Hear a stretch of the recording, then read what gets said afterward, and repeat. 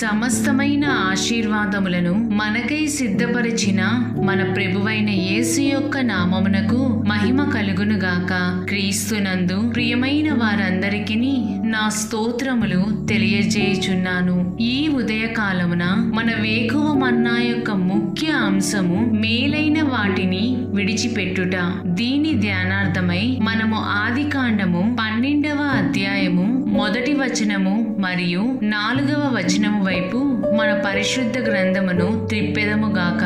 యెహోవా, నీవు లేచి నీ దేశము నుండి, నీ బంధువుల యొద్ద నుండి, నీ తండ్రి ఇంటి నుండి బయలుదేరి నేను నీకు చూపించు దేశమునకు వెళ్ళుము అనియు యెహోవా అతనితో చెప్పిన ప్రకారము అబ్రహాము వెళ్ళెను అని చదువుచున్నాము. ఈ వాక్యమును వినిచుండిన ప్రియమైన వారలారా, తన దేవుని కొరకు తనకు మేలైన వాటిని విడిచిపెట్టిన మొట్టమొదటి వ్యక్తి అబ్రహామే. అతడు విశ్వాసమునకు తండ్రి అని పిలువబడుటలో ఆశ్చర్యమే లేదు.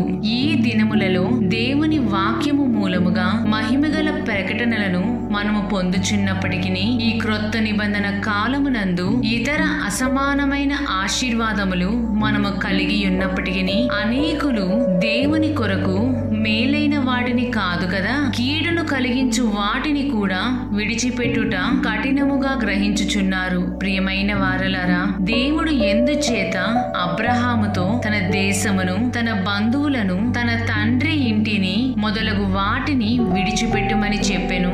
ఎందుకనగా దేవుడు అతనికి శ్రేష్టమైన దేశమును, శ్రేష్టమైన ఇంటిని ఇతరిత్ర ఇవ్వగోరెను గనుక.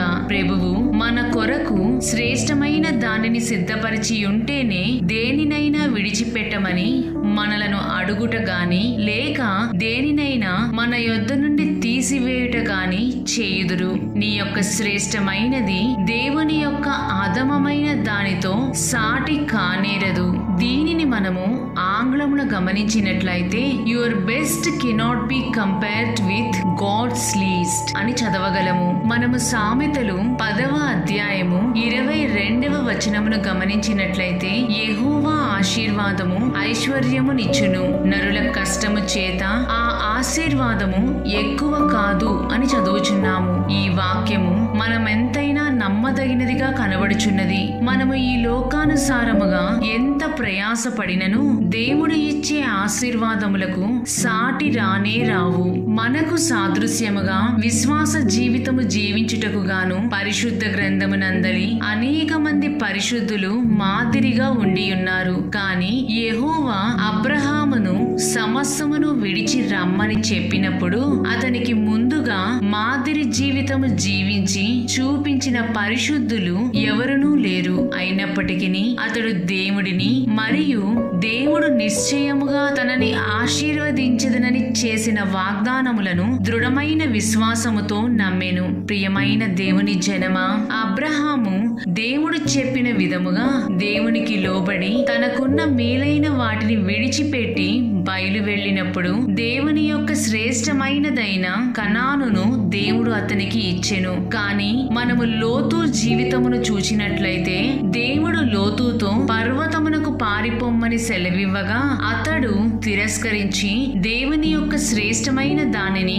నష్టపోయెను. అయితే అబ్రహాము పర్వతమునకు బయలు వెళ్లి యెహోవా నామమున ప్రార్థన చేసెను. దీనిని మనము ఆదికాండము 12వ అధ్యాయము 8వ వచనములో చదవగలము. అనేక సంవత్సరముల పిదప దేవుడు అతనితో మోరియా పర్వతమునకు వెళ్లి తనకిష్టమైన తన కుమారుని బలిగా అర్పించమని సెలవీయగా అతడు అయిష్టత చూపక అటువంటి వృద్ధాప్యమునందు కూడా తన శ్రేష్టమైన దానిని అనగా తన కుమారుడైన ఇస్సాకును దేవునికి బలిగా ఇచ్చుటకు మరొకసారి ఆ పర్వతము పైకి వెళ్ళెను. ప్రియమైన దేవుని బిడ్డ, ప్రభువు నిన్ను అడుగుచున్న మేలైన వాటిని విడిచిపెట్టుటకు అయిష్టత చూపకుము. నీ కొరకైన అతి శ్రేష్టమైన దానిని ఇచ్చుటకే నీకిష్టమైన దానిని ప్రభువు నీ యొద్ద నుండి తీసుకొనిదరని జ్ఞాపకముంచుకొనుము. ఏదియో లేనట్టి శూన్య స్థితిలో అన్నియో ఉన్నవని పిలుచు దేవునిగా మనకు మన ప్రభువు ఉండి ఉన్నారు. దానిని రూఢిగా నమ్మిన అబ్రహాము వలె మనమును విశ్వసించి మేలైన వాటిని విడిచిపెట్టుటను అలవరుచుకొనెదము గాక. దేవుడు మిమ్ములను మరియు మీ కుటుంబములను ఆశీర్వదించి అతి శ్రేష్టమైన మేళ్లతో దీవించుదురుగాక. ఆమేన్.